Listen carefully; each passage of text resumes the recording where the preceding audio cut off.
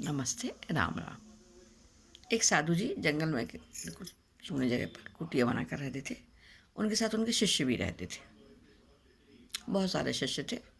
उनमें एक शिष्य बहुत गरीब था और उसकी बहन की शादी होने वाली थी। गुरुजी से हमेशा कहता था, गुरुजी मेरी बहन की शादी होने वाली है, अब जरूर चलना। उसको ये आशा भी थी कि गुरुजी कुछ देंगे तो मेरी बहन की शादी बहुत अच्छे से हो जाएगी। गुरुजी कुछ नहीं कहते थे।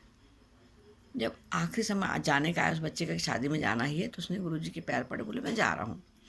तो गुरुजी ने कहा मैं तो नहीं चल पा रहा हूँ, तुम ये अनार रख लो, 5 अनार दिए, और अपने 2 साथियों को साथ में ले लो जिनको तुम ले जाना चाहते हो। उसने अनार रख लिए और वो साथियों को लेके चला।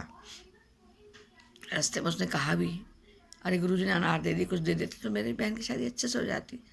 तो उनके साथियों ने कहा कि चलो कुछ नहीं होता, तुम्हारी बहन की शादी बहुत अच्छे से होगी, तुम चिंता नहीं करो। चलते चलते वो लोग राज्य में पहुँचे। उस समय पैदल ही चलना पड़ता था। वहाँ के राजा की बेटी राजकुमारी बहुत बीमार थी और उस राज्य में अनार बहुत कम पाया जाता था, मिलता नहीं था।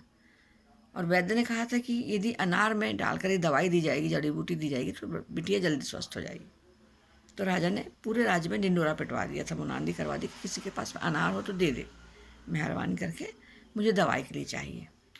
उस समय किसी के पास अनार था ही नहीं, इनके पास था। फिर राजा के पास गया और राजा को अनार दे दिया। अनार पाकर राजा बहुत खुश हुए, उन्होंने वैद्य जी को दिए। वैद्य जी ने उसमें दवाई दी और वो उनकी बिटिया स्वस्थ हो गई। राजकुमारी अपनी बेटी को स्वस्थ देखकर वो बहुत ज़्यादा प्रसन्न हुए। तो उनको बाद में पता चला कि इनकी बहन की शादी है। तो उन्होंने उनकी बहन की शादी में जो कुछ दिया जा सकता था सब दिया। सोने चांदी के गहने दिए, बर्तन दिए, जितना भी माल दिया जा सकता था, पैसे दिए, बहुत देकर उन्हें भिजवाया और उनकी बहन की शादी बहुत अच्छे से हो गई। वो लड़का ऊपर भगवान को देखने लगा कि हमेशा भगवान हमारी मदद करते हैं। गुरु जी ने भी किसी न किसी रूप में उसकी मदद की, मतलब वो गुरु जी के प्रति भी कृतार्थ हो गया और भगवान जी के प्रति भी उसने बहुत बहुत धन्यवाद दिया।